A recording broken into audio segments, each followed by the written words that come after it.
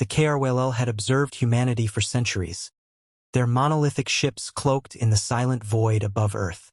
They saw a species obsessed with fleeting emotions, love, hate, joy, sorrow, a chaotic whirlwind of feeling that seemed to govern their every action.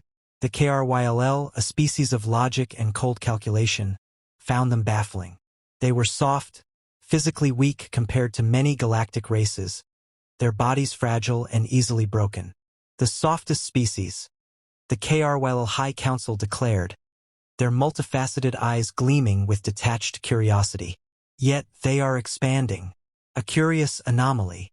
Their initial assessment was one of scientific observation, a detached study of a species on the cusp of interstellar travel.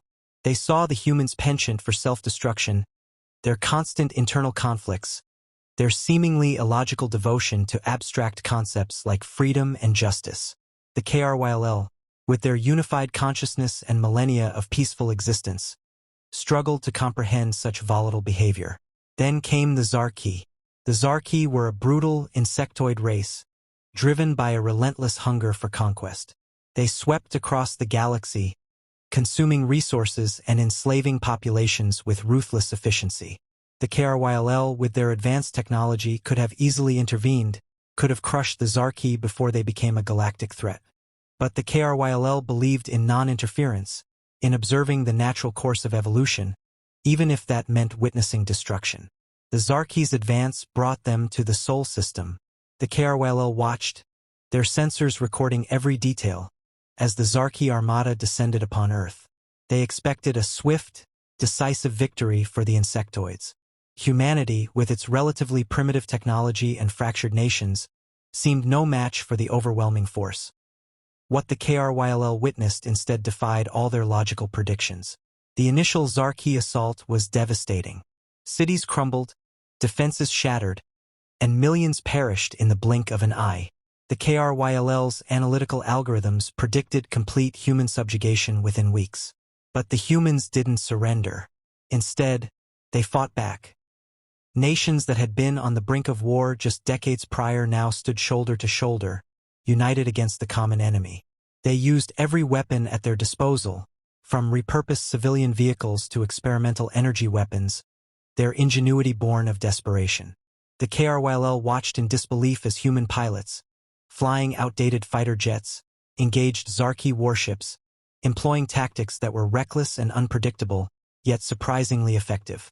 They saw human soldiers, outnumbered and outgunned, holding their ground against the relentless Zarki onslaught, their courage fueled by a primal instinct to protect their loved ones, their homes, their world. Not with the coordinated, disciplined strategy of a unified force, but with a chaotic, desperate ferocity that shocked the KRYL observers.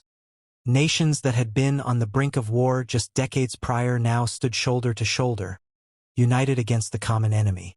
They used every weapon at their disposal, from repurposed civilian vehicles to experimental energy weapons, their ingenuity born of desperation.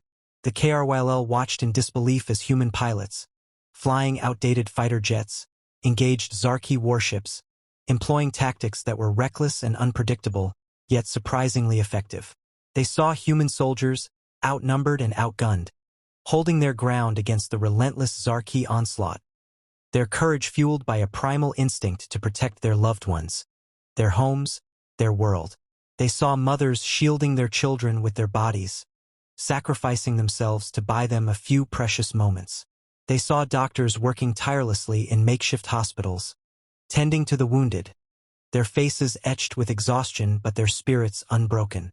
They saw ordinary citizens, mechanics, teachers, artists, picking up weapons and joining the fight, their fear overshadowed by a burning determination. The KRYL analysts struggled to process the data. Humanity's response was illogical, inefficient, driven by emotion, yet it was working.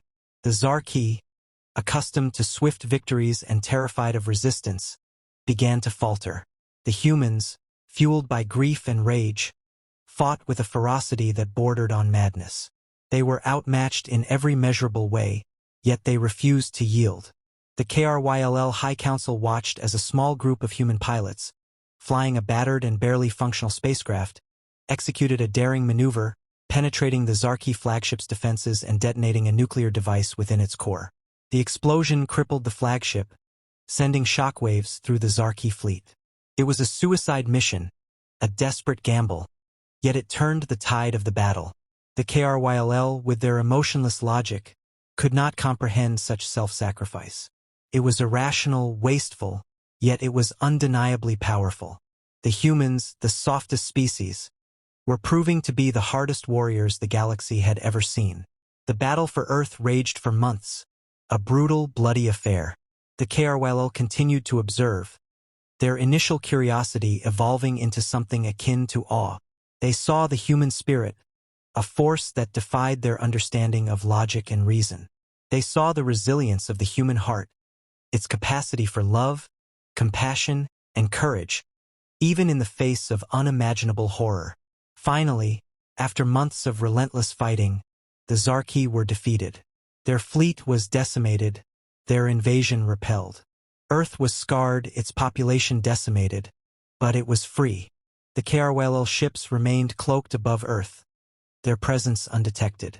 The High Council convened, their multifaceted eyes reflecting the vastness of space and the enigma of humanity. The humans, the High Counselor declared, his voice resonating with newfound respect, are indeed a soft species. Their bodies are fragile, their lives fleeting, but their spirit is unbreakable. They fight not with logic, but with passion, another counselor added. They fight for love, for hope, for the future.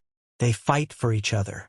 They are driven by emotions we cannot comprehend, a third counselor observed. But it is these very emotions that make them so formidable. The KRYLL had come to observe, to study, to categorize. But they had learned a valuable lesson. They had learned that strength was not just about physical power or technological superiority. It was about the indomitable spirit, the unwavering belief in something greater than oneself.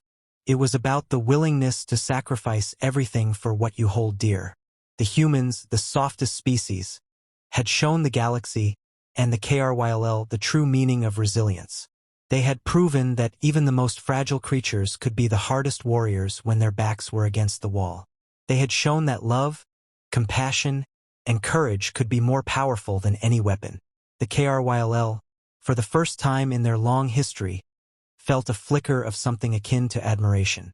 They still didn't fully understand humanity, their chaotic emotions, their illogical actions, but they had learned to respect them.